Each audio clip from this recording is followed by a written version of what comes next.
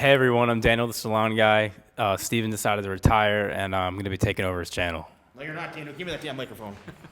I am not retiring, folks. I'm not retiring.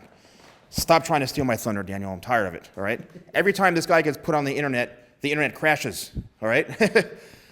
So, here's what we're doing today, and I have a little bit of a fun story to tell you all about Daniel's hair journey over the last few months.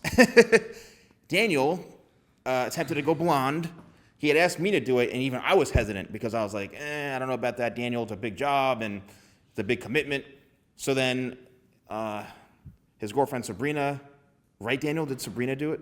She helped. She helped along with the experiment. Yeah. And colored your hair, and you weren't a huge fan of it. So then you colored it back to this color, maybe, I guess, or it's faded a little bit. It's definitely faded. It's been like 3 months. Yeah. So. Now, it's not to say that he and I want you guys to see this, not that he wouldn't look good as a blonde, but blondes are very, very challenging because typically when you bleach someone's hair, let me just spin Daniel around here. So his hair naturally is, I would say, like a light brown, and light brown is a good starting point for bleaching your hair because it's not too dark and it's not too dark. So, but anytime you're going to go really platinum blonde, it takes quite some time for that hair to lighten. And there's also a number of things you need to do. You can't just put the bleach right on the scalp because you're going to get hot roots, which means the heat from the scalp is going to make this lighter and the color you want, and then this is going to be darker, more yellow, whatever. So you need to actually apply it, an inch or 3/4 of an inch or so, or half an inch away from the scalp, then to the ends, let it sit, and then go back in after about 15, 20 minutes, and then it'll all balance out. So there's a lot that goes into blonding. So, and then putting a color over it is a whole other thing, because what happens is the hair becomes so light that you're stripping out the pigment. So there's no base, there's no warm pigmentation in the hair.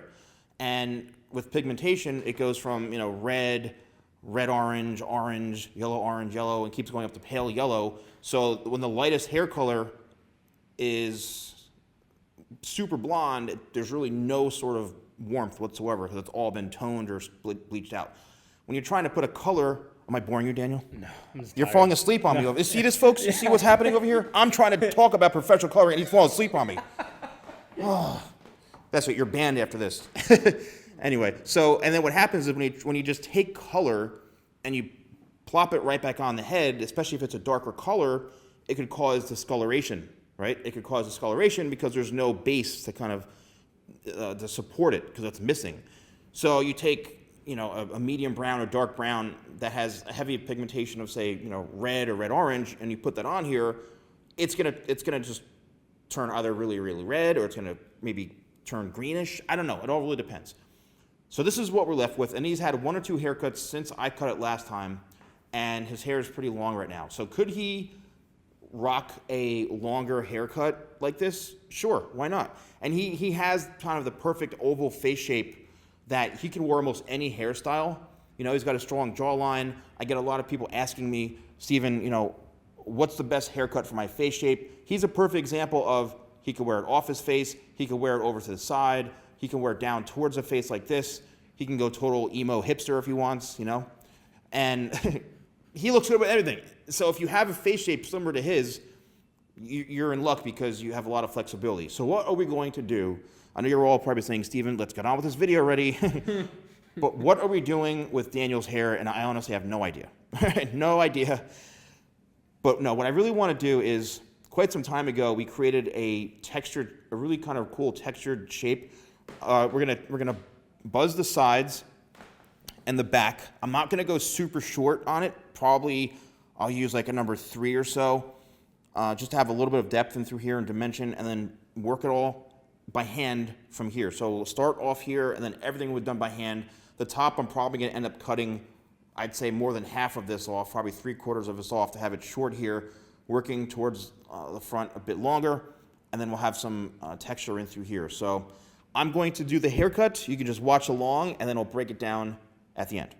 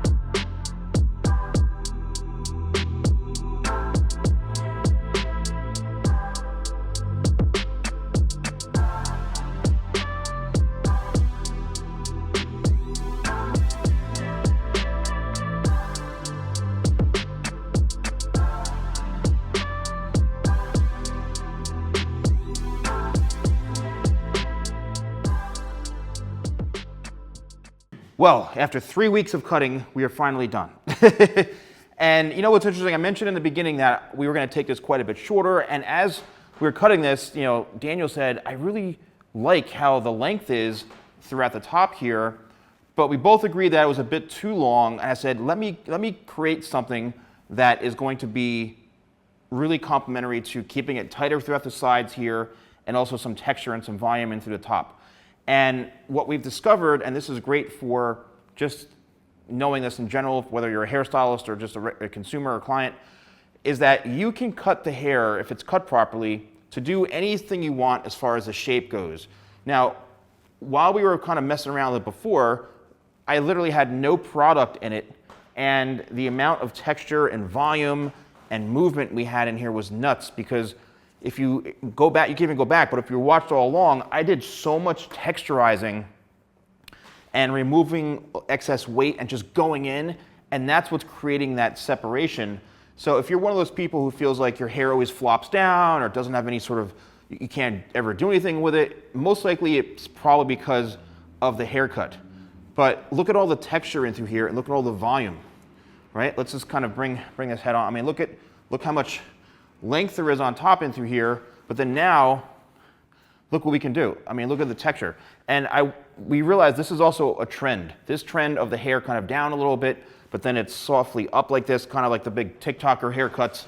You know, a lot of people are doing these types of things. So we said, why not follow along with the trend?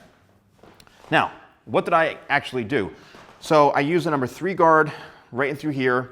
I did go back in by hand, and I did a little bit of a tapering in through here. He has somewhat of a sensitive neck, so what I did is I tried to blend in the hairline as much as possible to keep it a nice kind of tapered look. Head back like this. We have a beautiful seamless transition going from shorter into longer into here.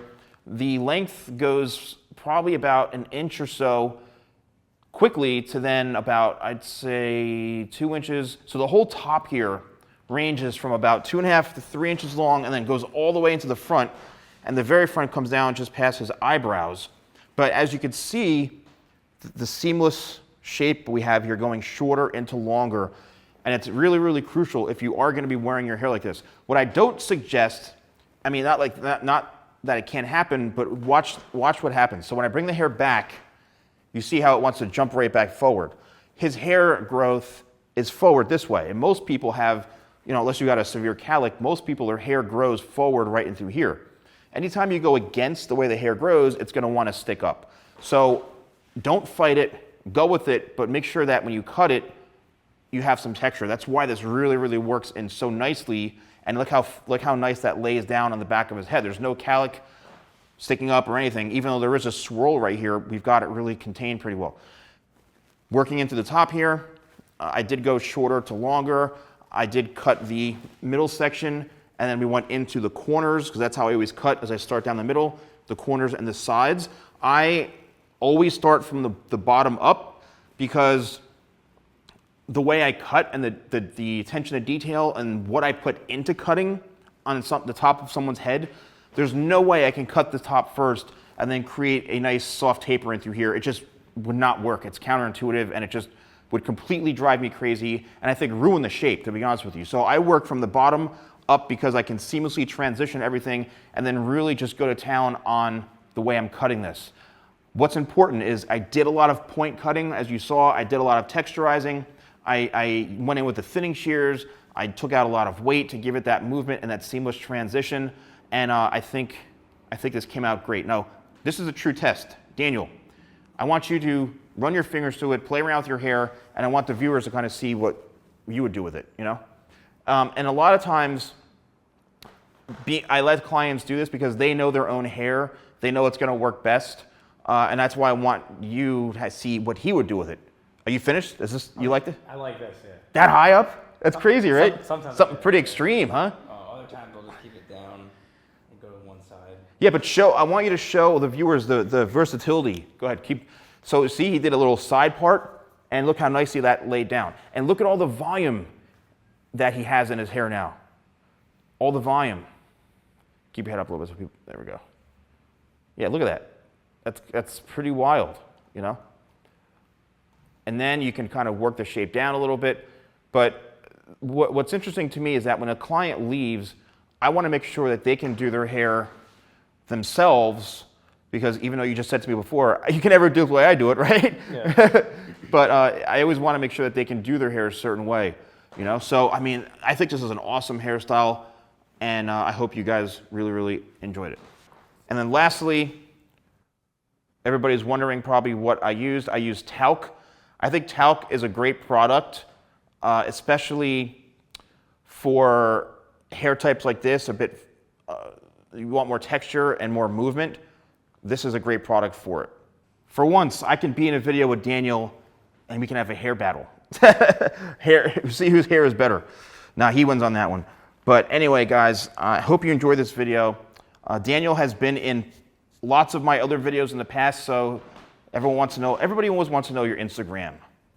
All the stalkers on the internet want to know your Instagram. What's Daniel's Instagram? Just look through some of my videos, and you'll find, and I can also put it in the description below, but please do not stalk him. Have you ever had people just randomly reach out to you, you think, yeah. From you. I have like your followers. That's crazy. That's crazy. You're like, why do I have 300 DMs from guys all of a sudden, you know? But anyway, guys, let me know what you guys think. If you like this and look, something a bit different, something a bit unique, which I'm really, really stoked about. Don't forget to like, comment, and subscribe. Thank you guys so much for watching, and I'll see you next time for more videos with The Salon Guy.